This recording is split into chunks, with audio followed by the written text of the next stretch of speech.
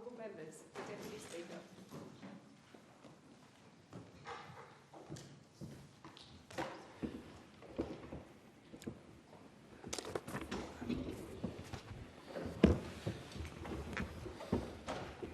Are there any constituency statements by honourable members? I call the member for Clark.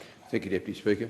Deputy Speaker, I am regularly contacted by constituents who tell me that their aged care funds are being consumed by administrative fees at the expense of their care. And now, adding to the pain, in the lead-up to the new Aged Care Act commencing on 1 November, there are reports of even further price hikes under the Support at Home program. So let me share just one report about Rosalie, who lives with Parkinson's disease, arthritis and other serious health conditions. Now, Rosalie had negotiated with her aged care provider to retain 2 long-standing trusted support workers by self-managing some package funding.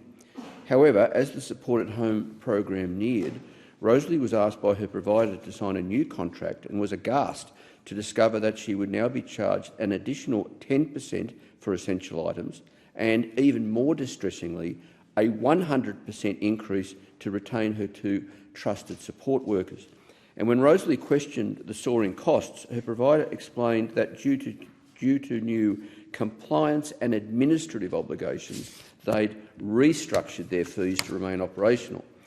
So, to this end, the provider introduced what they call an internal service price, which is a fee applied regardless of who provides the support. As a result, Rosalie has gone from paying $55 per hour for trusted supports to $110. But it doesn't stop there, Deputy Speaker, because Rosalie's story gets even worse, as she had planned a trip to visit her terminally ill daughter before Christmas. And Rosalie understood her provider had accepted the $3,000 quote for a support person to accompany her. But to Rosalie's dismay, that quote was revoked and, surprise, surprise, when a new quote was forthcoming, the fee had nearly doubled. The explanation given by the provider was that the increased cost offsets losses under the new program, and that offering a reduced rate when their financial position was untested under the Support at Home program was a business risk.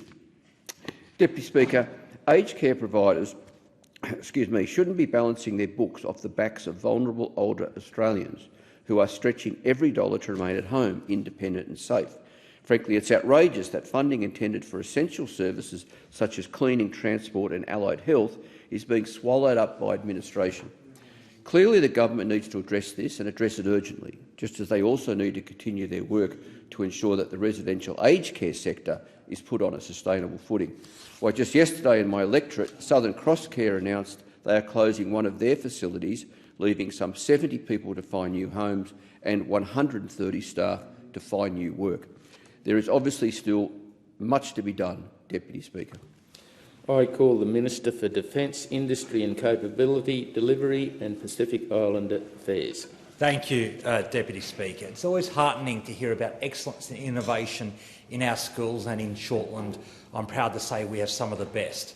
Hunter Sports High in Gateshead made history a few months ago after being named Government Secondary School of the Year, and overall— Excuse me, Minister. A division has been called for the House, so proceedings are suspended to enable honourable members to attend this division.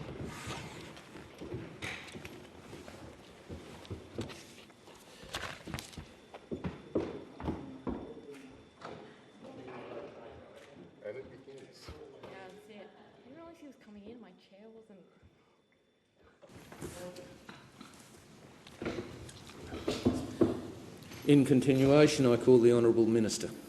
Thank you, Deputy Speaker. It's always heartening to hear about excellence and innovation in our schools, and in Shortland I'm proud to say we have some of the best. Hunter Sports High in Gateshead made history a few months ago after being named Government Secondary School of the Year and overall Australian School of the Year in the Australian Education Awards. Not only is this an amazing achievement, but it's the second year in a row it's won both categories. Just think about that, second year in a row being the best school in Australia. To be awarded Australian School of the Year once is a big deal, but to be awarded back-to-back is phenomenal. I'd like to recognise and congratulate Principal Rachel Byrne, her staff, students and the wonderful community for cementing Hunter Sports High as a prime example of excellence in public education, setting the standard for education right across the country. These awards truly reflect the passion, expertise and commitment of the entire school community in providing an outstanding learning environment. Hunter Sports High prides itself on inspiring a love of lifelong learning in its 950 students from years 7 to 12. It delivers a learning environment that balances academic excellence and sporting achievement. 22% of its students identify as being of Aboriginal or Torres Strait Islander background, ensuring rich cultural experiences are part of the diverse fabric of the school community, especially representing a region that includes Windale and Gateshead and other communities like that. This is a phenomenal achievement which I'm so proud of. Just 5 minutes away is Mount Hutton Public School, a K to 6 primary school with around 170 students, of which 23% identify as First Nations, and around 40% of the cohort have at least one disability, often more. This is a school that's leading the way on how to embed the explicit instruction teaching model. This approach helps students process new information more effectively to prevent cognitive overload. Successes being enjoyed by the leadership team of Mount Hutton Public School have been recognised by the Australian Education Research Organisation and feature in a new video on the Aero website. While its teachers, with its teachers using a consistent and collaborative approach to teaching, Mount Hutton has seen positive changes throughout the school. There's no doubt that improving teaching practices and boosting teachers' confidence in their methods improves student outcomes. I couldn't be prouder of these two schools in my electorate. They're leading the way in delivering high-quality, best-practice education. And I'm so proud to be part of the Albanese Labor government that is delivering for the first time full and fair funding for public schools right across Australia, including for those on our home turf in Shortland. I call the member for Groom. Thank you very much, Speaker. Recently, myself and my dear friend, Senator Glenn Sterle, undertook a delegation to the UN, where both of us were very keen to understand how we could explain to our constituents why the UN matters to them directly. There was a time when the UN's purpose was very clear. Following the Second World War, the decolonisation of Africa and maintaining peace in Europe was their #1 focus. And having spoken with so many people at the UN, it was very clear that their focus is now towards reform of the UN itself. And that is an important reform to be done.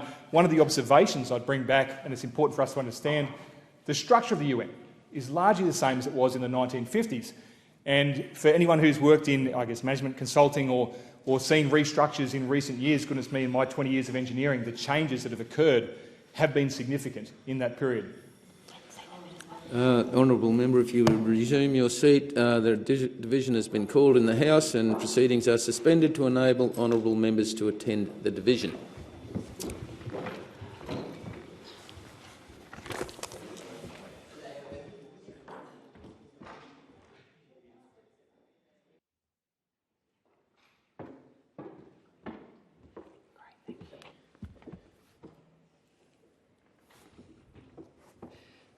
I call the member for Groom in continuation. Thank you, Speaker. There are some key points I want to bring back from my time there. Firstly, we're clearly at a point of divergence in our approach to significant issues at the UN with our American cousins. And during my time there was some key ones that came up, obviously the recognition of Palestine. And a second one that was very important that I think was played out quite strongly in the media. During Climate Week, whilst we laid out our targets for 2035, Mr Trump was leading a negotiation with the Turkish government for the sale of LNG. I'm not suggesting we should be in alignment fully with the US. We should be doing what is right for us, but we are clearly at a point of divergence. Second point, there's a real strain on multilateralism. And if we look at the growing use of government-to-government agreements in a place where multilateralism may have taken the place previously, free trade agreements, the Quad, AUKUS, and even the US government dealing directly with particular companies. This is a significant change.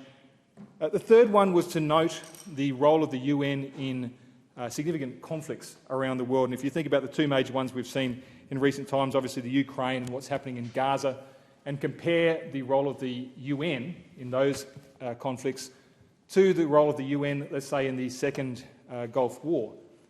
And there's clearly a very big change there. We're back to, I think, something similar to a spheres of influence model, where superpowers divide up the world again, and I think the UN is not quite prepared for that.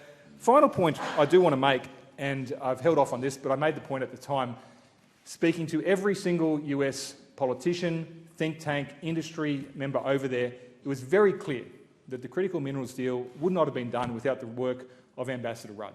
And I think it's important to acknowledge that. He led that conversation in the US. It's acknowledged widely. The deal is very good for Australia. The conversation that we had with Mr Rudd over there was very clearly pointed out. Critical minerals make up only 6% of our resources industry. We need to protect the 94%, and that's the next stage of the conversation he wants to lead with the US. I think it's an important conversation for us to follow up and to support Team Australia in that position. Thank the member for Groom, and I call the Attorney-General. Thank you, Madam Acting Deputy Speaker. I rise to commend the outstanding work of Carevan Blacktown, a volunteer organisation serving our community in Layla Park. Each week, Carevan provides a free communal meal and support services to people experiencing hardship, whether due to homelessness, financial stress or social isolation. Their volunteers offer more than just food. They deliver dignity, compassion and connection. Carevan generously provides hygiene items, clothing and takeaway meals, helping to meet the immediate needs of the community while fostering a sense of belonging. As we approach Christmas, their work becomes even more vital. I thank Carevan Blacktown and its dedicated volunteers for their unwavering commitment to uplifting lives and strengthening the social fabric of our electorate. Every Australian child, no matter where they live or their circumstances, deserves the best school experience possible. I recently had the privilege of joining representatives from the PCYC and New South Wales Police to officially open the new sensory garden and playground at Casuarina School in Riverstone, a specialist school that provides intensive educational and behavioural support for students who need it most. Each week, the PCYC supports students to take part in sports and social activities with local police officers, helping to build trust, confidence and positive relationships between young people and law enforcement. They are exactly the kinds of initiatives that make a real difference, helping to set young people on a path towards opportunity and success. This new play area, made possible by $600,000 in funding from the Albanese government, will be utilised by students for this program, allowing them to learn, play and engage with police in the best environment possible. In Rouse Hill, families are leading the way in embracing clean energy solutions. I recently met Kenny, a local resident, who since installing a home battery under the Cheaper Home Batteries program has seen his monthly power bill drop from $240 to just $10. This is part of a broader story across Greenway, where around 1,000 households have taken up the program, saving up to $2,300 a year on their power bills. This isn't a story of the inner city, it's a story of the outer suburbs and the regions leading the way on cheaper, cleaner energy. It is suburbs in northwest Sydney, such as Rouse Hill, Box Hill, Gables, Kellyville Ridge, Riverstone and Grantham Farm, not Bondi or Bellevue Hill, that are leading the state when it comes to battery uptake. These batteries reduce power bills and cut emissions, and I'm so proud that our community of Greenway is leading the way. Thank you, Attorney, and I call the member for Ryan. Thank you, Deputy Speaker. While gas corporations get our gas for next to nothing, make billions exporting it and pay no tax, it is frankly disgraceful for kids at our public schools to get anything other than world standard education. But that's what Labor and the Liberals want you to accept. For years, they've let massive corporations pay no tax while chronically underfunding our public schooling system. Well, Queensland teachers are just not accepting it. They've just voted against a pathetically weak enterprise bargaining offer from the Queensland State Government. They're fighting for a better deal for all our kids. Our amazing teachers are doing incredible jobs, but they're hamstrung. They're massively overworked, working weekends and on holidays to prep their classes, do marking and burdensome admin. Class sizes are way too big, too many schools are overcrowded, teachers are having to use their own money to pay for basics like stationery. There's next to no support for classes with kids with behavioural issues or for teachers experiencing workplace violence. And on top of all this, teachers are not being paid enough for the work they do. So no wonder there's a teacher shortage. No wonder there's major teacher burnout. Solidarity to the teachers who just aren't settling for substandard deals. 67% of teachers in the Queensland Teachers Union just voted no to the state government's recent best and final offer. These teachers want a real pay rise, above inflation, but more than that, they want real change in their industry. These teachers know that there's no shortcut to educating the next generation. There's no AI band-aid. There's no standardised testing system that will deliver better results. There's no little rule change to fix behavioural issues. There's no shortcut. But that's exactly what the major parties always look for, because they don't want to tax huge corporations like the gas multinationals. Raising the next generation of people to become wonderful, flourishing individuals and community members, that takes actually investing in it, investing in what matters. Better conditions and pay for teachers. Reduce after-hours work to a minimum. Smaller class sizes. Finland has an average class size of 19, while our teachers struggle trying to educate 30 kids at a time. Free breakfast and lunch programs at all schools, so no kid tries to learn on an empty stomach. Dignified, readily available public housing for everyone who needs it, so every kid has a secure place to call home. The only reason Labor and the Liberals don't do this is because they think multinational gas corporations are more important than our teachers and more important than our kids. Thank the member for Ryan, and I call the Assistant Minister for Technology. Thank you, Deputy Speaker. I rise today in the Australian Parliament to advocate for the recognition of Australia's Tamil community, one of the fastest growing and most dynamic communities in our country. 1 year ago in Parliament, I called for January to be declared Tamil Heritage Month across Australia, to coincide with the significant harvest festival, Thai Pongal. As I said this time last year, Tamil Heritage Month is an opportunity to celebrate Australia's rich multicultural tapestry, honour Tamil contributions and ensure the ongoing vibrancy of one of the world's oldest living cultures. Tamil Australians are highly educated and entrepreneurial and make significant contributions across industries such as health, engineering, IT, education and small business. But it's about more than economics. It's about nation building, fostering a sense of belonging and giving Tamil Australians the confidence to fully participate in Australia's democratic and social life. My electorate of Parramatta is one of the most culturally diverse electorates in the country, with 55% of residents born overseas. It's also home to one of the largest Tamil-speaking communities in Australia. As this population grows, we have a responsibility to support the community and help preserve this ancient culture. That's why I've always advocated for greater support for the spaces and institutions to allow this vibrant culture to thrive. And that's why this year the Albanese government made the commitment to deliver $7 million in federal funding towards a new cultural hall at the Maze Hill Murugan Temple.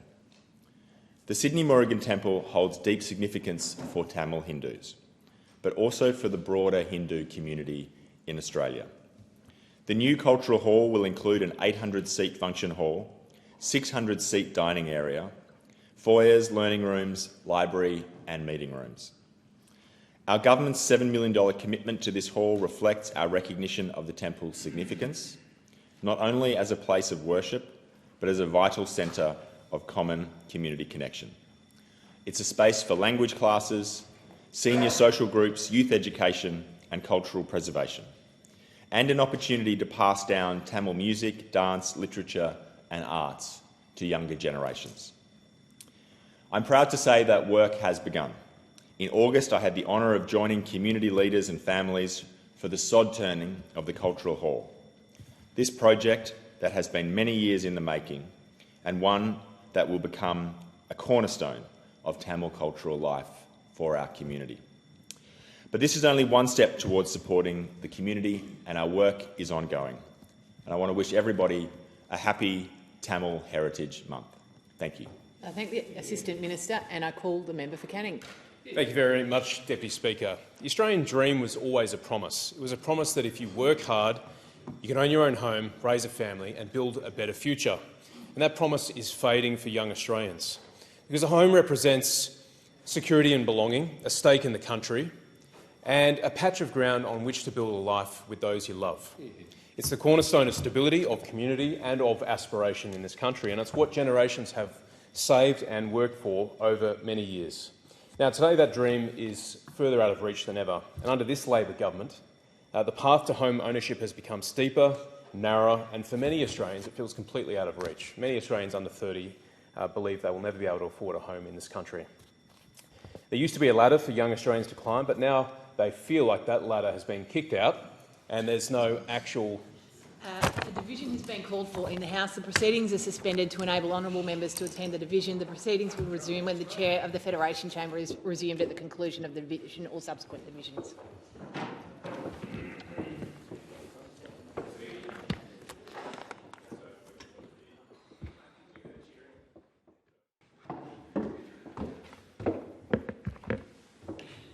I call the member for Canning in continuation. Thank you, Deputy Speaker. There used to be a ladder for young Australians to climb, but now many feel that the ladder has been kicked out and there is no way to rise, particularly when it comes to buying a home. In WA, house prices have surged 8.4% in the last year alone, and across my electorate of Canning, prices have skyrocketed. Serpentine Jarrahdale has seen a spike of 11.3%. In Silver Sands, an increase of 29% in just the last 12 months, and it's unsustainable. And with Labor at the helm, it's only going to get worse. It's expected that Perth prices will jump by another $85,000 in 2026. And these price jumps and future price projections crush the hopes of young Australians looking for a home. And while house prices and rents soar, wages remain stagnant. Young Australians are being pushed out of the market fast, and the gap between what people earn and what homes cost is growing wider every single day. The median multiple, the mean salary to mean housing price, should be pegged at 1.3. That's traditionally what's been considered affordable. In most metropolitan markets across the country, it's around 1 to 10, completely unaffordable for young Australians. So what is driving this? Well, there's a couple of factors, but net overseas migration is out of control under the Labor government, and Australians are finding it harder and harder to get into property. Labor talks about affordability but refuses to address the root cause. It's demand. It's massively outstripping supply, and they're fueling it. 1.2 million people over the last few years have been added to our population, and only 500,000 dwellings have been built to support it. It's very simple, and we just cannot continue on this path. Home ownership is fundamental to ensuring young Australians have a meaningful place and investment in the future of our country. A home means roots, it means stability, it means community, and it's the heart of family formation. Our fertility replacement rate is 1.5, and we need to get it up. So in my community, the pain is real. People are feeling Labor's failure acutely, and I'll keep fighting for them and talking about this issue in this House. Thank you. Thank the member for Canning, and I call the member for Petrie. Thank you, Deputy Speaker. May I acknowledge your great work on the Speaker's panel so far. Regardless of your income, your postcode or your circumstances, you should be able to see a doctor when you need it. Labor is making this a reality with the largest ever investment into Medicare. When we came to government, Australians were facing the toughest health system pressures in decades. Too many families were being forced to choose between paying for groceries or paying to see a doctor. Our latest and largest Medicare investment is supporting doctors in the community to treat their patients for free. The Deception Bay doctors are the latest to become fully bulk billed. They join many other 100% bulk billed practices in my community. Our medical North Lakes, Woody Point Medical Centre, Clontarf Beach Medical Centre, Best Health Medical Centre, Medical Zone Family Practice, Griffin Medical Centre and Deception Bay Family Medical Centre. These wonderful clinics are dedicated to providing affordable healthcare to their patients. But I know we need more. Our government is committed to making 9 out of 10 GP visits bulk billed by 2030. Our Medicare urgent care clinics are taking the pressure off hospitals and emergency departments. The clinic at the Marumba Downs has just reached 26,000 visits. Each one of those visits was 100% free. We're also delivering on mental health with 50 Medicare mental health facilities now open across the country. The Redcliffe Medicare Mental Health Centre is officially open and delivering the Peninsula locals with free, confidential, walk-in mental health support. The Stay Deadly Headspace will be opening its doors in December this year. This will be the first Headspace service in Australia designed by First Nations people for First Nations people, their families and their friends. Operated by the Institute of Urban Indigenous Health, this centre will offer culturally appropriate, community-led support. Thank you to the Assistant Minister, Emma McBride, for her work on getting this essential facility into my community. Medicare is one of the proudest achievements in our nation's history, a Labor legacy that we are working hard to strengthen. Labor built Medicare, Labor is strengthening Medicare, and we're doing the work, but we can't do it alone. To meet the needs of our growing community, we need the Queensland State Government to get on with the Redcliffe Hospital expansion. This project was well underway under the previous Queensland Government. The groundwork was done, the plans were in motion, and the community was ready. But now the site sits idle. The work is stalled and my community is crying out for progress. It's been paused for so long that the pilings are weathering in the sun and the rain. If we wait much longer, we risk having to redo the groundwork altogether, wasting time and taxpayer money. Every day this project is delayed, our doctors and nurses and patients are forced to make do in a hospital that's already stretched beyond its limits. Redcliffe deserves better. The delays must stop. So I'm calling on the Queensland Government to restart the work, pick up the tools, let's finish the job. Thank you. I call Mr Small. Thanks, Deputy Chair. And I rise today to try and cut through some of the froth and bubble and the genuine excitement around Australia's critical minerals industry.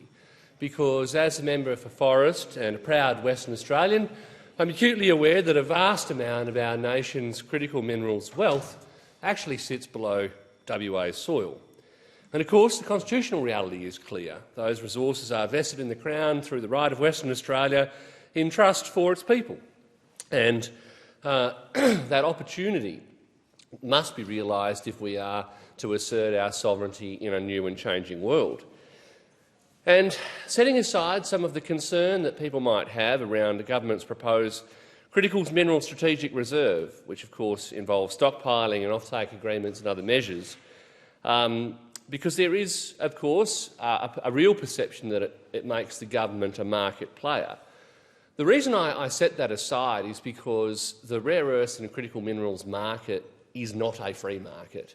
The reality is that China absolutely monopolises the global market with more than 90% market share and a clear willingness to manipulate prices to their advantage. So we can't have our heads in the sand and pretend that this is a free market in which everyone upholds the rules-based order.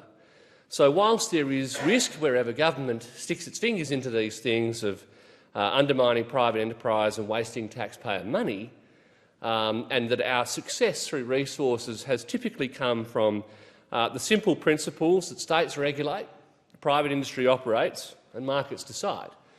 That, I actually agree with the government, can't be the case here. However, the reality is, in my view, that the government can't pick winners, and so the clear opportunity is rather to invest in research and development that will enable the industry to flourish here in Australia. Processing rare earths is technologically complex, and importantly, it's also energy intense. So none of our collective ambition for critical minerals can succeed in this country unless we have affordable and reliable energy. So downstream processing and the transformation of these products into high-value products is dependent on our ability to have internationally competitive power costs. If power costs remain high and supply unreliable, the reality is these projects will stall and remain commercially unviable. Our minerals will remain under the ground, unexploited, and the opportunity goes begging, whilst other nations seize the opportunity and undermine our sovereignty. High energy costs are already a significant burden on industry, and we're seeing job losses in Western Australia already, with some 3,400 workers collectively laid off and their families impacted in the last year alone. I thank the member for Forest and I call the member for Aston. Thank you, Deputy Speaker. Last week, my community and the cricket community across the country learnt of the devastating news of a tragic accident that occurred at a cricket training session in Ferntree Gully. This heartbreaking incident led to the death of 17-year-old Ben Austin. Ben was an adored son to Jace and Tracy, a deeply loved brother to Cooper and Zach, and a shining light in the lives of his family, friends and all who had the privilege of knowing him. Young Ben loved his sport more than anything. He was an active and much-loved member of the Ferntree Gully Cricket Club, the Mulgrave Cricket Club and the Eildon Park Cricket Club. Ben also represented his region with pride, captaining the Ferntree Gully District Cricket Association to a premiership. Ben was an extremely talented bowler and batter, respected by teammates, coaches and opponents alike. His love for the game was matched only by his humility, leadership and kindness. In March this year, Ben received the Brian Wright Trophy, an award given to the junior player who shows the correct attitude and dedication to the game. It was a fitting recognition of the character and commitment that defined him both on and off the field. Order. A division has been called in the House, and so these proceedings are suspended to enable honourable members to attend the division. The proceedings will resume when the Chair of the Federation Chamber is resumed at the conclusion of this division or subsequent divisions.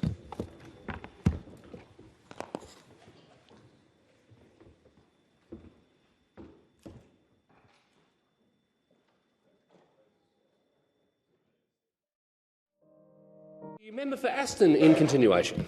Thank you, Speaker. Deputy Speaker. In the days following this tragedy, the Ferntree Gully community and the wider cricket family united in an extraordinary demonstration of compassion and strength. Last Saturday morning, I visited Wally Chew Reserve in Ferntree Gully, where I laid some flowers and placed a small cricket bat with a message alongside the incredible array of tributes already there. I also spoke with Lee Thompson, Ferntree Gully Cricket Club President, and asked that he please send my sincere condolences to Ben's family and also to his teammate, who must be hurting terribly as well. What began as unimaginable heartbreak quickly revealed the depth of kindness and solidarity that exists within our community. Clubs across the region came together to honour Ben's memory. Players wore black armbands, held moments of silence before matches and gathered to support one another both on and off the field. Social media became a space of warmth and remembrance, filled with stories celebrating Ben's sportsmanship, humour and generous spirit. A campaign called #BatsOutForBen went viral, and with people from every corner of the cricketing world placing bats on their doorsteps as a symbol of respect. Through this tragedy, our community's compassion has shone brighter than ever. The response reflects not only the love people have for Ben, but also the enduring strength of a community that stands shoulder to shoulder in times of grief, a community bound by empathy, respect and the kindest of hearts. Rest in peace, Ben. I call the member for Gippsland. Thank you, Deputy Speaker. And the Coalition associates itself with the kind remarks of the member for Aston following the death of Ben and sends our best wishes to his family as well. Deputy Speaker, the Great War was meant to be the war to end all wars. Across the world, somewhere between 15 and 22 million people were killed. 9.5 million of those were service personnel. 6 million Allied service personnel died during the Great War, and tragically for our own great nation of Australia, there were 60,000 fatalities. Many more returned home carrying the battle scars, the mental health impacts for the rest of their lives. But on November 11, at 11 a.m. in 1918, the guns fell silent on the Western Front. Each year, our nation stops on November 11. We observe a minute's silence out of respect and in solemn commemoration of those who lost their lives. It was originally known as Armistice Day, but became known as Remembrance Day after World War II, to respect all who have died in conflicts. Throughout our nation's short history, 102,000 servicemen and women have died defending the freedoms that we all enjoy here today. On Remembrance Day, we will remember them. Deputy Speaker, I often tell school children when they visit the Parliament House, our most important building in Canberra is actually the Australian War Memorial. And I'm very proud to have been part of a government which delivered $500 million for the redevelopment of the War Memorial, which is a legacy from the coalition government because it will allow us to tell the stories of more modern conflicts and peacekeeping missions at a time when those veterans and their families are still able to appreciate it. What's concerning me, though, Deputy Speaker, right now is the Albanese government has actually failed to announce new members of the Australian War Memorial governing body, and it's making veterans increasingly nervous about why these delays are in place. Now is not the time for a half-strength governing body at our most important national institution, where we respect, recognise and commemorate our servicemen and women. A division has been called for in the House, so these proceedings are suspended to enable honourable members to attend the division. The proceedings will resume when the chair of the Federation Chamber is resumed at the conclusion of this division or subsequent divisions.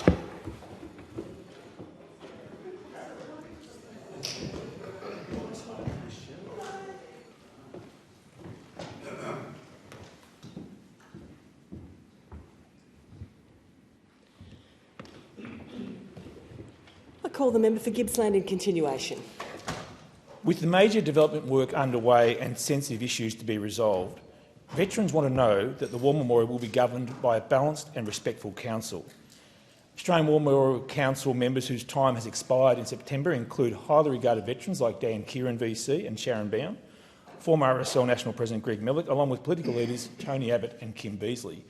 We need to know that we will have a well-balanced Australian War Memorial Council with the skills and experience and the wisdom to make sensible decisions in a bipartisan way, which is in the national interest. So I've written to the Minister for Veterans Affairs to seek an explanation for the delays and to offer my personal input into ensuring the appointments of the Council are non-controversial, because the Australian War Memorial Council is not a place for activists or rewarding political mates with no particular interest in defence or the veterans community.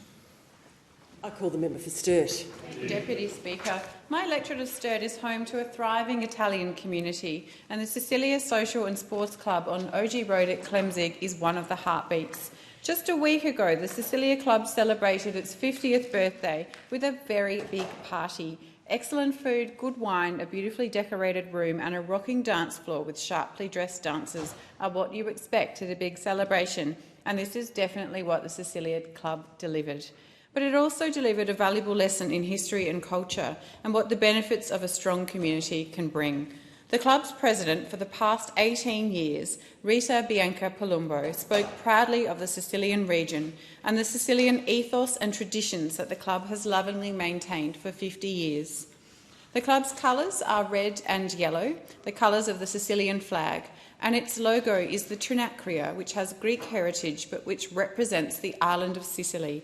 The Medusa head represents the power of the sea and protection by the Greek goddess Athena. The stalks of wheat represent the fertility of the land of Sicily, and the three legs represent the three capes or ports at each extremity of the triangular-shaped island that is Sicily. The idea for the club was born between two of the original members who had immigrated to Australia from Sicily and who wanted to socialise with other Sicilian migrants. The club began in people's houses, but as numbers grew, bigger facilities were required, and the club's first external premises were developed at Camden Park. The present-day facility at Clemzig has been the club's permanent home since 1992. The club's original motivations of holding on to and passing on the culture, values and traditions that the Sicilian immigrants brought with them and of providing a safe, supportive social network for the members have remained. But a new goal has also formed and is one that Rita and her colleagues are pursuing with vigour. That goal is firmly directed at second and third generation Sicilian migrants, the younger generation who lead lives that are busier and far more complex than the lives that were led 50 years ago, and who find it hard to make time to come to the club and invest in its sustainability. Rita's aim is to reach the younger generation in order to instil the value of thriving communities, to impart the wisdom that when communities work together, everyone rises, and to crystallise the importance of giving back and supporting those who have either supported you or who need even greater support. I've been lucky to have many long conversations with Rita. She is an intelligent and fierce woman with a very proud Sicilian heritage. She's determined to highlight the importance of maintaining Sicilian culture, be it Sicilian dialect or cuisine. Rita, thank you for your always warm Sicilian hospitality, and I wish you luck and support in your endeavours to ensure the long-term viability of the club. Call the member for Page. Thank you, Deputy Speaker. Deputy Speaker, I'd like to recognise today Father Peter Slack and Father Jim Griffin, as this year marks 50 years since they were both ordained as priests, which has been a remarkable milestone in their vocation. Father Peter attended high school at St John's College Woodlawn. He was ordained at St Augustine's Parish Church in his hometown of Coffs Harbour in August 1975. Father Jim is an ex-student of Marist Brothers Lismore and was ordained in the St Carthage's Cathedral in September 1975. Father Jim celebrated his Jubilee Mass in September this year in the same cathedral. For decades now, Father Peter and Father Jim have been an integral part of our community. They have supported generations of families in their faith journey and in the delivery of the sacraments. Congratulations and thank you to both Father Peter Slack and Father Jim Griffin. Deputy Speaker, I'd like to acknowledge Jason Witten, who works as a security guard at the Casino District Memorial Hospital.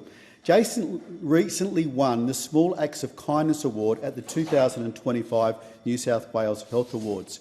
Jason's work behind the scenes doesn't go unnoticed, with his colleagues and patients describing him as a respectful, positive and fantastic leader. Jason said, "I just want people to know someone is thinking about them and they haven't been forgotten. I want to make their day a bit better." Jason's willingness to help people has impacted everyone at the Casino Memorial Hospital, including staff, patients and visitors. I'd like to recognise and acknowledge his partner Rebecca and children Cameron and Erica. Thank you, Jason, for everything you do in our community. Deputy Speaker, I'd like to recognise outstanding local businesses who were finalists in this year's New South Wales Australian Hotels Awards, a celebration of excellence across the hospitality industry. The Karamba Hotel was a finalist for the Best Burger and Regional Hotel of the Year and won the Best Steak Sandwich. Their chef, Jamie Everson, received highly commended for Regional Chef of the Year. The Seaview Tavern in Whoopi was a finalist for the Best Family-Friendly Venue. Damien Duggan from the Crown Hotel Motel Grafton was finalist for the Regional Chef of the Year. The Harwood Hotel, the Harwood Hilton as we know it, was a finalist for the Heart of the Community. The North Coast Hotel Group in Grafton... I interrupt you. Sorry, a division has been called in the House. The proceedings are suspended to enable honourable members to attend the division. The proceedings will resume when the chair of the Federation Chamber is resumed at the conclusion of the division or subsequent divisions.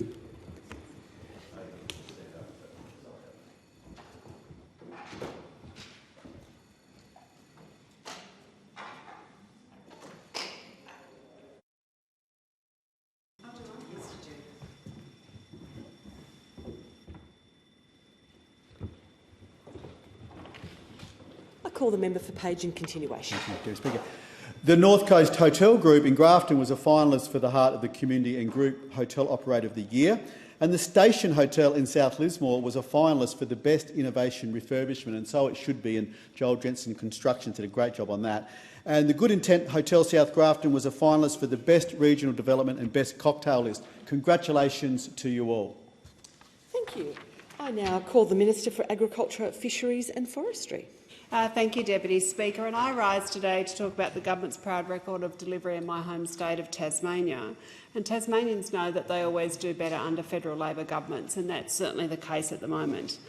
Certainly since we've come to office, more than $2 billion in new commitments has flown to my home state, supporting hospitals, supporting schools, local roads, housing and jobs that keep our communities strong.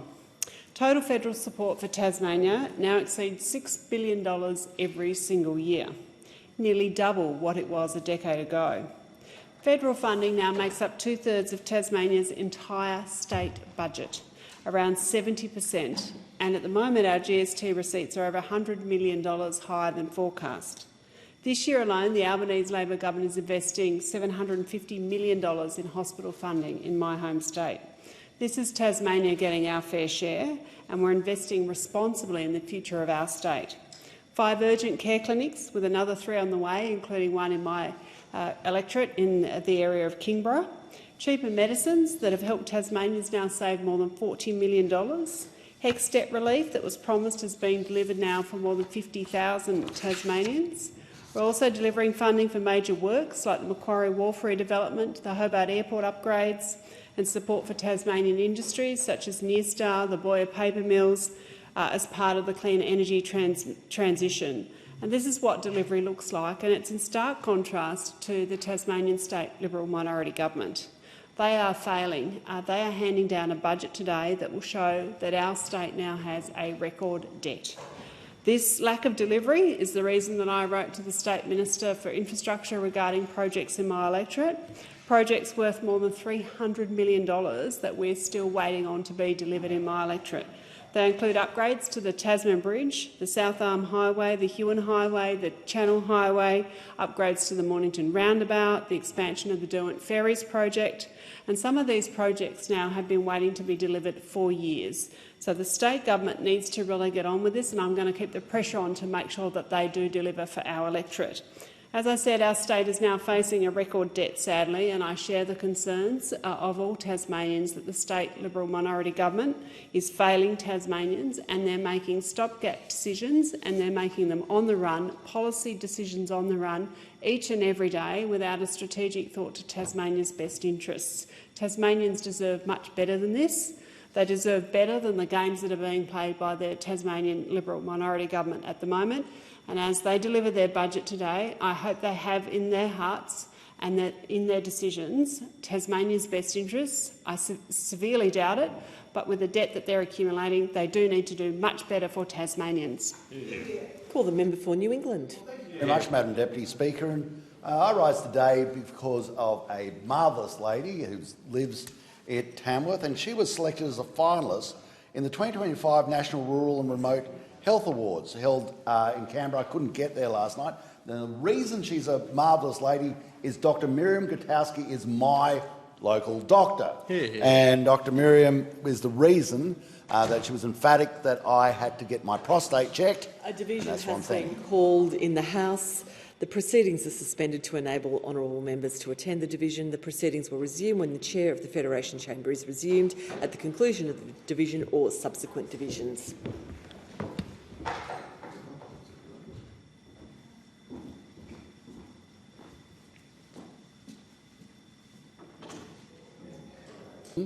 Matt is working obviously in the STEM subjects, which is science, technology, engineering and mathematics. I had Matt to my office. He's great mates with Lee Sherpick, who works in my office, and they like looking at the stars, and they're obviously into astronomy as well. Matt is he's just so dedicated, getting kids to be interested in those core subjects which are so vitally important for all the things that we do away from the arts. If you're looking at chemistry and talking about medicine, if you're looking at physics, you're talking about rockets, if you're looking at engineering, you're building dams, you're building marvellous things that make our nation stronger. Then there's Dr Cheryl McIntyre. She's a rural generalist for 25 years and has been named the Rural Doctors Association of Australia, the Rural Doctor of the Year for 2025. Now, Cheryl is, as a rural generalist, is so important. In so many towns, you don't have a GP. People get very scared when they have no local doctor because something goes wrong, asthma attack, you name it, someone comes off a horse, comes off a bike, you haven't got a GP, where do you go? Then we've got the Agri-Futures Rural Women's Awards, Isabel Thrump, Catherine Walls, who's APRIS out at Nemmingar, and Dimity Smith, who I sit with sometimes on the plane, going backwards and forth, and she's Grow Rural and Grow Events Group. You've got the Walker Coffee, the coffee shop, which has got the Business New South Wales State Business Awards, great business. But I just want to close on something else. Obviously, all the PNCs, all the working bees, all these people do something for their community. And if we didn't have people working for our community, our nation would be a lesser place. You've got to do more than is expected of you. Final thing, our servicemen and women, do not forget, on the 11th of this month, at 11 o'clock, stop for 1 minute. You can do that, stop for 1 minute in consideration of those who served. I call the member for Bonner. I love our teachers, and that's not just because my mum was one. On Friday, we celebrated World Teachers' Day, and I want to give all of my teachers in Bonner a special shout-out. There are over 31,000 school students right across Bonner, and their lives are changed and shaped each and every day by our teachers. I thank them for their commitment, service and passion for teaching, and also I want to give a big shout-out to the Queensland Teachers Union, who I met with recently and for over 135 years have ensured teachers' voices are heard loud and clear when it comes to ensuring teachers' conditions, pay and safety are protected and their rights promoted. Deputy Speaker, there are 49 schools in Bonner, and in the last 6 months I've already visited 21 of them. This includes Gumdale State School, who recently hosted Speaker of the House Milton Dick as part of the National Australian Parliament House National Flag Roadshow. It was very special for the Gumdale State School students to hear firsthand about democracy and the Parliament from the Speaker himself, and to unfurl the 12.8 by 6.4 metre flag in their hall, which has flown above Parliament. As we know, not all students will be able to visit Parliament. I certainly didn't have that opportunity growing up in Yeppoon and Central Queensland, which makes it extra special for a piece of the Parliament to come to them. Thank you to our Speaker for making the journey to Bonner, and our students just absolutely loved it. Deputy Speaker, 2.7 million Australians are living with signs of kidney disease. That's about 1 in 7 adults. For many, this means staying close to home to ensure access to dialysis machines, usually a few times a week. Holidays, family trips, and simple time away from home become extremely difficult. I visited Kidney Health Australia's Big Red Bus, which was right here at Parliament last week, and saw firsthand the incredible initiative that it is.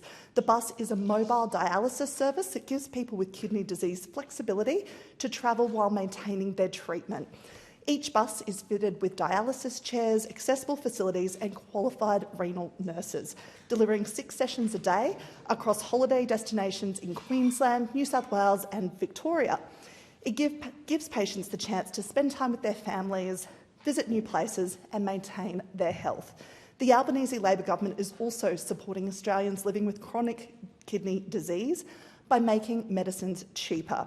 Just last week, Jardiance was added to the PBS, giving more than 65,000 Australians access to life-changing medicine. So patients who used to pay $670 will now just pay $31.60 per script, or $7.70 with a concession card, dropping to just $25 from January 2026. These are practical measures making a real difference for so many Australians. I call the member for Cook. Thank you, Madam Deputy Speaker. I want to recognise some of the outstanding people and community events in my local electorate of Cook. Earlier this month, the Janali Moonrise Festival brought Janali to life. It was a wonderful family event that once again filled our streets with food, music and community pride. It was terrific to see so many local volunteers, small businesses and families taking part. Festivals like this remind us why community is so special right across the Sutherland Shire. I would also like to acknowledge the team at Kurnell Family Medical Practice, who continue to deliver exceptional care for the local community. They do this across Woolooware and Kirrawee as well. In Kurnell, they are now a vital part of primary health in this electorate. They're a small, dedicated team that goes above and beyond for every single patient. I want to particularly recognise Dr Rebecca Hoffman and Annalise Crane, who officially opened the newly refurbished practice earlier this month. Their leadership, the practice's commitment to community and quality care make a real difference for families across Kurnell who have not had a doctor at all in their community for the best part of a decade. Recently, the Royal Motor Yacht Club at Port Hacking hosted a very special event. It was the McGrath Foundation's Pig Lunch. It raised an incredible $20,000 for McGrath breast nurses. These nurses provide vital, compassionate support for women and families facing breast cancer. A huge congratulations to Connie McManus, who organised and hosted the event with such passion and professionalism. Connie, you brought together local businesses, volunteers and supporters for not only a fundraiser, but a celebration of generosity, resilience and hope. It was a stunning event and a credit to your vision and everyone who contributed. I congratulate everyone involved for their contribution, showcasing the very best of my community. Thank you, Speaker. Today I rise to speak about my necklace. It's a gold medal from the Australian Masters Games that I won just 2 weeks ago right here in Canberra with my teammates from the Perth team called Southerns. This medal represents more than just a win on the diamond, on the softball diamond. It represents the importance of staying in the game, There is an alarming trend in Australia where girls and women drop out of sport. Recent data shows a dropout rate of approximately 60% for girls aged 15 and older. Life gets busy, study, careers, and for many women, raising a family take priority, and it becomes too easy to hang up the glove. But what I've learned is that sport is the very thing that can get you through all those things. It's about much more than physical health. It's about your support network and your community. A division has been called for in the House. The proceedings are suspended to enable honourable members to attend the division. The proceedings will resume when the chair of the Federation Chamber is resumed at the conclusion of the division or subsequent divisions.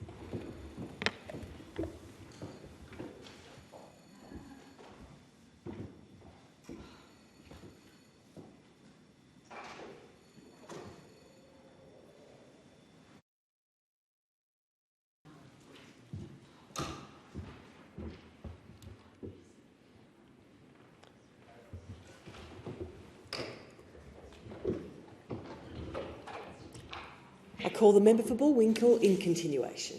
Thank you. The amazing women I played alongside during these games, some of us have been playing together or in opposition for nearly 40 years. These are my second family, and we celebrated life's wins, supported each other through the losses, both on and off the field. That social connection, it's highly valued and something that you don't always find. So I share this gold medal win with my Southerns team members, Jeannie Antonovich, Barb Priest, Robin Davies, Julie May, Mari and Kay Wally, Vicky Egan, Sherry Huntress, Lisa Gothard, Di Chiera, Sandy Thompson, Donna Delaray, Tony Staples, Jill Green, and Bullwinkle residents Linda Harvey and my sister Diane Parker. Speaker, to all the women and girls out there, I say, find your team and stay in the game. And I'll leave you with this quote: if I knew I was going to live this long, I would have taken better care of myself. I call the member for Capricornia. Thank you, Deputy Speaker. I rise today to speak openly and honestly about the state of our nation's energy policy and the need for a cheaper, better and fairer path forward. Because the truth is, this Labor's reckless rush to net zero is failing Australia. Since the Labor government took office, electricity prices have soared by almost 40% and gas prices by more than 45%. Families are struggling to pay their bills, small businesses are buckling under soaring costs and manufacturing jobs are disappearing by the thousands. And yet we are told that this is the price we must pay for progress. But what progress? Across regional Australia, pristine landscapes are being bulldozed for wind and solar projects. Forests are being cleared, farmland is being rendered useless, and the rights of landholders are being stripped away. Even notable environmentalists like Steve Nikowski, who genuinely cares about the environment, now warns of the environmental damage being done in the name of green energy. This is not progress, it is hypocrisy. Labor's net zero obsession is driving investment out of our regions, pushing up energy prices and weakening our sovereignty. We now rely more than ever on imported solar panels, wind turbines and imported batteries, instead of thriving on our own natural resources. Deputy Speaker, this is the definition of insanity. We can choose a different path, one that puts Australian families, workers and farmers first. A high-energy Australia, that's what we stand for. An Australia that uses all of its resources, the sun, gas, coal, hydro, wind and in time nuclear, to deliver cheaper, reliable power. Cheaper energy is important because it contributes to everything we do. Every coffee that's made, every piece of clothing we buy and the food we eat, everything. Cheaper energy prices means a lower cost of living and more money in the pockets of people that need it, and not a $9 trillion debt our children and grandchildren will need to pay back. Our vision is better for families, stronger for industry and fairer for all Australians. The promise of net zero has become a gigantic burden on our nation, a burden that has seen real wages drop back to 2011 levels and where 7,000 manufacturing jobs have been lost. It's time to face reality and build a new energy future. A division has been called in the House. The proceedings are suspended to enable honourable members to attend the division. The proceedings will resume when the Chair of the Federation Chamber is resumed at the conclusion of the division or subsequent divisions.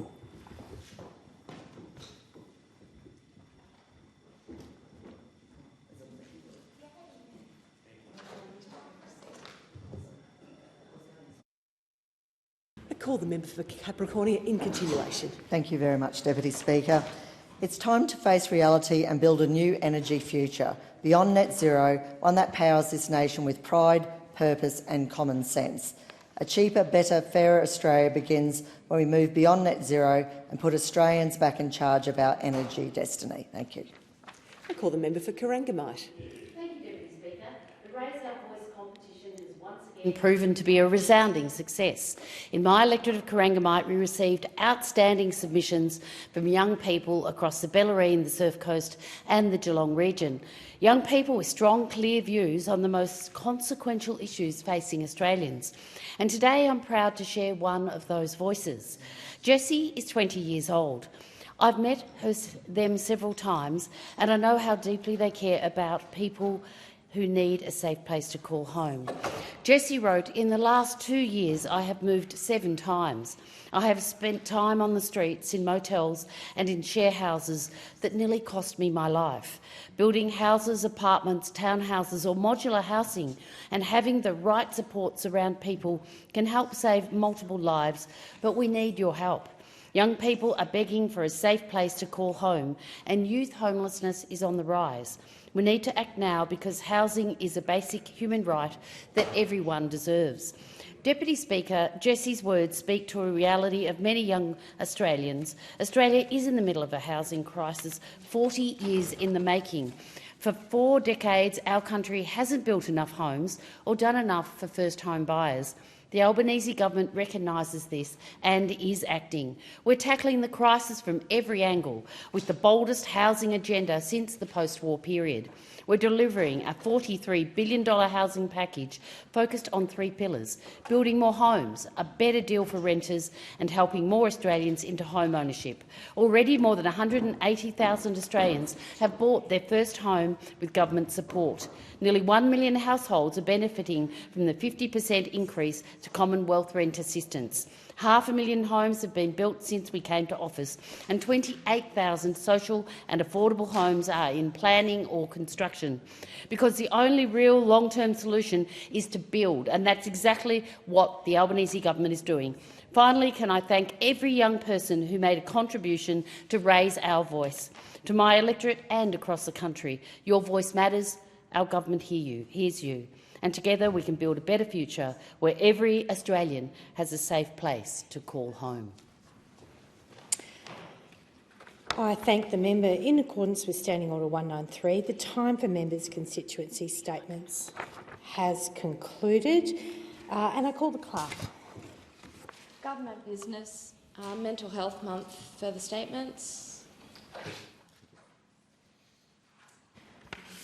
And I call the member for Menzies. Thank you, Deputy Speaker. I rise today to speak on Mental Health Month, which of course occurred in October. Like most people in this House, I have family and friends who have been impacted by mental health issues. I understand the day-to-day impacts of mental health, how it can sap the joy from everyday activities, spending time with family, with friends, how severe mental illness can be just as life-threatening as a physical illness. Mental health is rarely the first issue that people raise when I speak to them, when I'm out door knocking or at a street stall or visiting schools. But it is an issue that comes out regularly over the course of a conversation, or when I tell people about our investments in mental health, particularly when it comes to young people or adolescents. Maybe the reason it is not at the forefront of people's minds, or they are reluctant to raise it, is stigma. We've come a long way in a short time in reducing stigma. Some of my mates, women and men, when they were younger, might have been reluctant to talk about seeing a counsellor or psychologist or needing medication, are now much more likely to talk about their troubles openly. But across Australia, too many people still face stigma when they speak about their mental health. Too many believe that seeking help is a weakness rather than a strength. Too many young people hide their struggles, fearful that others will not understand. If we are to build a more compassionate and resilient country, we must challenge that culture of silence and replace it with one of openness and support, where mental health is treated the same as physical health. Over recent years, the demand for services has grown sharply. The causes are complex. The pandemic, social isolation, housing stress and financial pressures have all left a mark. Young people face new pressures from social media, climate anxiety and disrupted education. Parents and carers are watching their children struggle too, often unable to find the right support. For too long, services were underfunded, fragmented and difficult to access. The system has not kept up with the level of need. The Albanese Labor government is changing that. As part of our plan to strengthen Medicare, we made a $1.1 billion commitment to deliver new and expanded mental health services across the country. This is the most significant investment in community-based mental health care in a generation. It recognises that prevention and early intervention are just as vital as treatment. This investment will support Australians across every stage of life. We are establishing 91 Medicare mental health centres across the nation, including one in Box Hill in my electorate.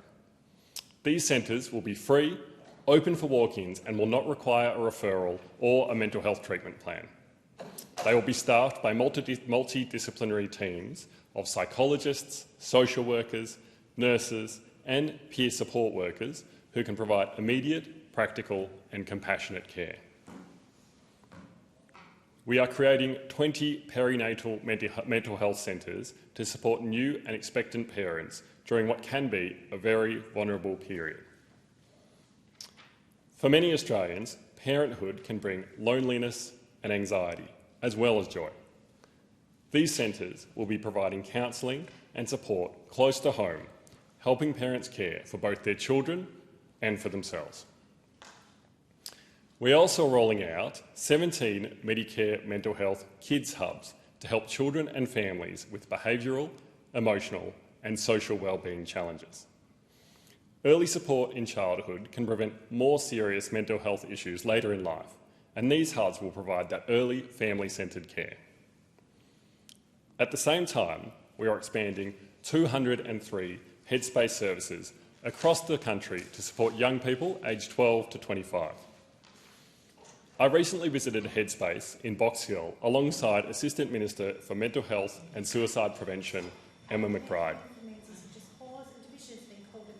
The proceedings are suspended to enable the honourable members to attend the division. The proceedings will resume when the Chair of the Federation Chamber is resumed at the conclusion of the division and subsequent divisions, and the member for Menzies will then continue in continuation. Thank you.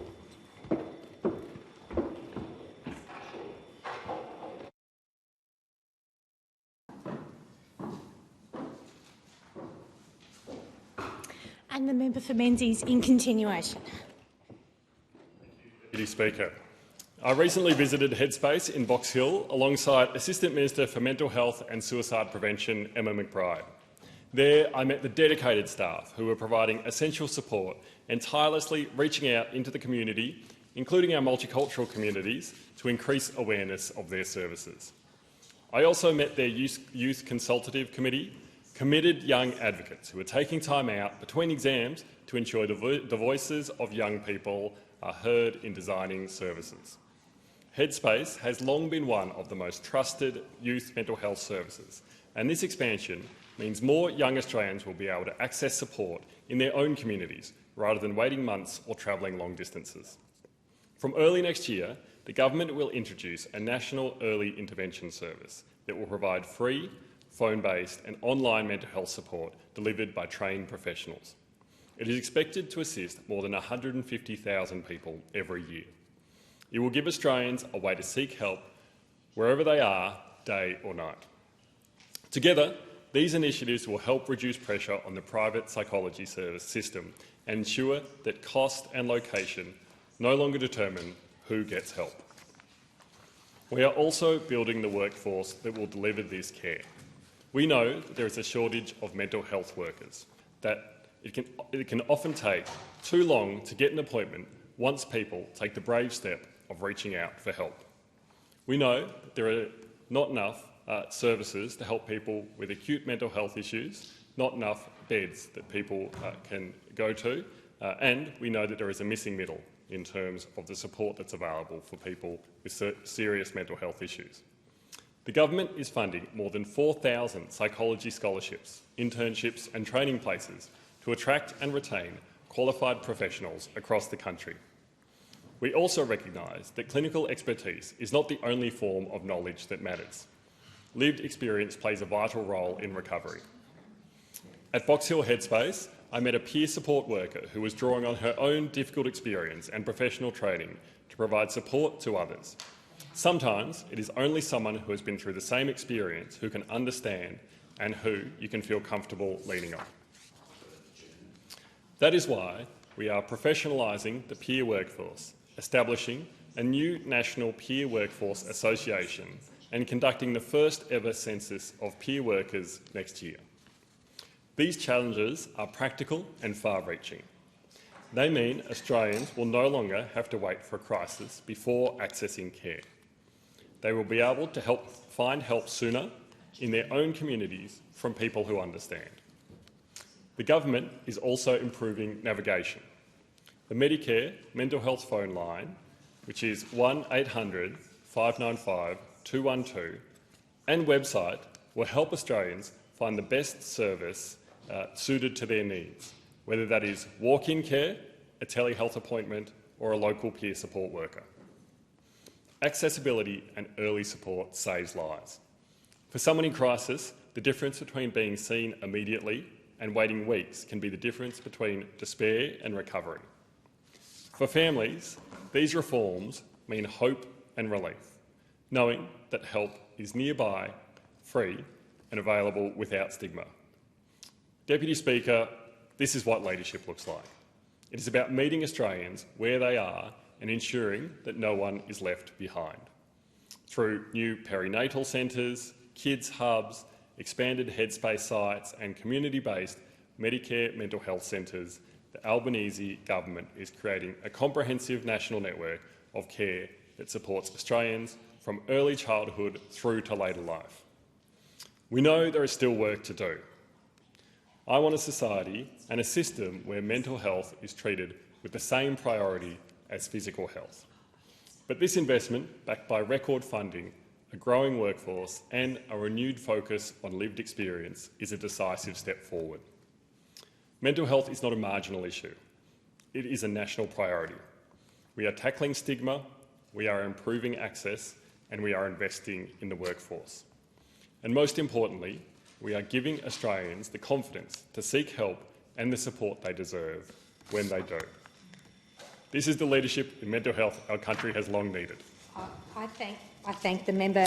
A division has been called for in the House. The proceedings are suspended to enable honourable members to attend the division. The proceedings will resume when the Chair of the Federation Chamber is resumed at the conclusion of division and subsequent divisions.